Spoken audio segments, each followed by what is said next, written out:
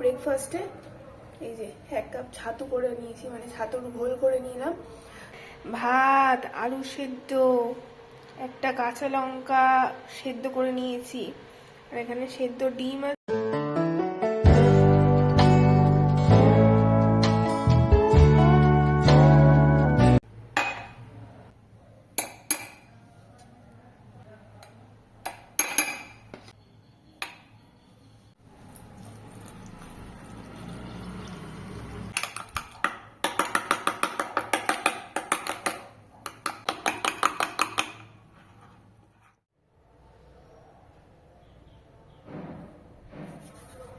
Good morning বন্ধুরা, কেমন আছো সবাই? আজকে সবাই ভালো আছো, সুস্থ আছো। আমার আরেকটি নতুন ব্লগে তোমাদেরকে সবাইকে স্বাগত জানাচ্ছি। আজকে হলো শনিবার, আর আজকে তারিখটা, এই তারিখ নিয়ে না মহা সমস্যা।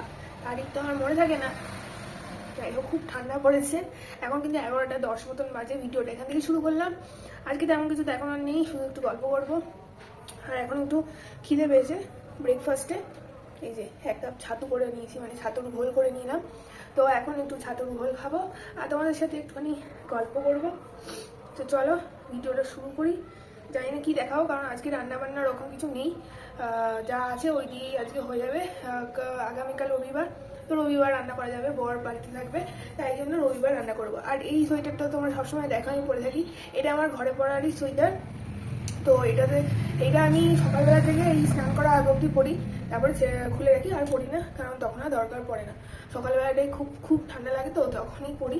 তাও এটা পরে এখানে মানে না, আরও একটা মোটা কিছু পরলে ভালো হয়। আরেকটা আছে, সেটাও পরি, কিন্তু ওটা পরতে চাই না। ওটা বাইরে পরলেই ভালো লাগে।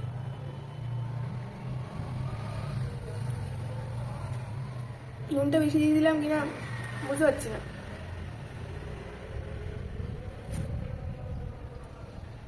ছাতুর ঘোল গরমকালে খেতে বেশি ভালো লাগে, বল? তোমরা জানিও ছাতুর ঘোল কারা পছন্দ করো খেতে। কাদের কাদের ভালো লাগে ছাতুর ঘোল খেতে, আর কাদের কাদের ভালো লাগে না। অনেকেই ভালো লাগে না, কিন্তু ছাতু খাওয়া ভালো। গরমকালে বেশি ভালো লাগে। ঠান্ডাকালে আসলে ঠান্ডা ঠান্ডা জল তো খেতেও ভালো লাগে না, ঠান্ডা হয়ে যায় জলটা। একটু উষ্ণ গরম করে খেলে ভালো লাগে।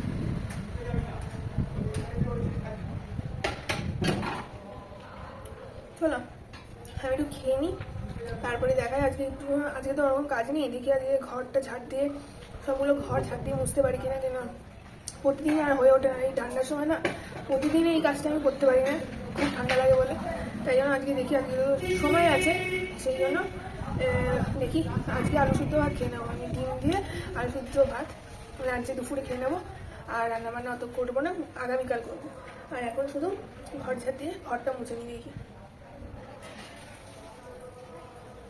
চলো খেয়ে নি, না তো আরো ঠান্ডা হয়ে যাচ্ছে।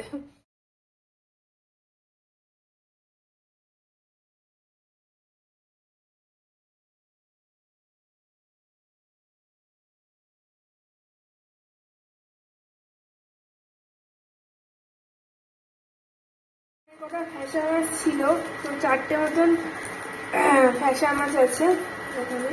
তো মাছটা ফ্রিজে রয়েছে, তাই ভাবলাম এই ফ্যাসা মাছটাকে নুন হলুদ দিয়ে মাখিয়ে ভেজে রাখি অন্তত।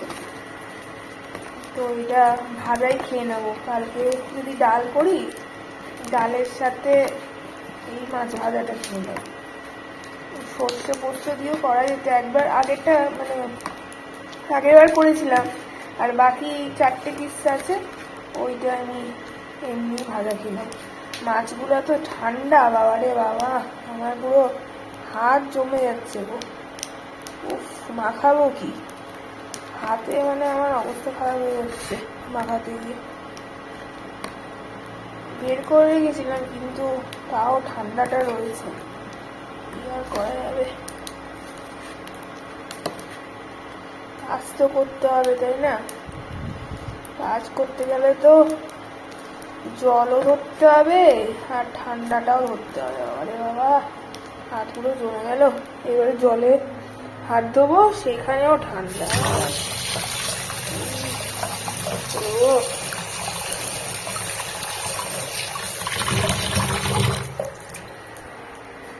যাই হোক, এটা এখন ভাজবো। আর এখানে দেখো আলু সেদ্ধ আর ডিম দিয়ে রেখেছি, এটাই সেদ্ধ করে আজকে এই ভাজের সাথে খেয়ে নেব।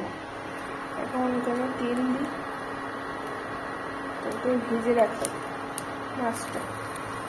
কড়াইটার অবস্থা দেখেছো? কারণ আগের দিন কড়াইটা মাজা হয়নি, রাত্রে সন্ধ্যাবেলার দিকে একটু ভাজাভুজি খেয়েছিলাম, তাই জন্য আর কড়াইটা মাজা হয়নি। আজকে মাছটা ভেজে কড়াইটা মেজে নিতে হবে। তো চলো এখন আপাতত এটা ভেজে নিই মাছটা।